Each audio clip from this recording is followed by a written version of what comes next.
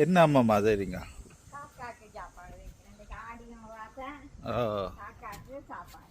இப்போ அம்மா இது சாப்பாடு வைக்கிறீங்கன்னா இந்த சாப்பாடை சாப்பிட்டா காகத்துக்கு வயிற்று இதால் போகாது உரைப்பு இங்கே வெளிநாட்டு காக மாட்டேது.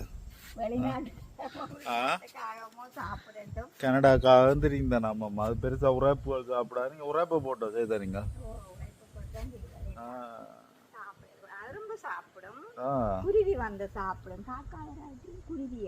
குருவி வந்து சாப்பிட்டாலும் ஓகே.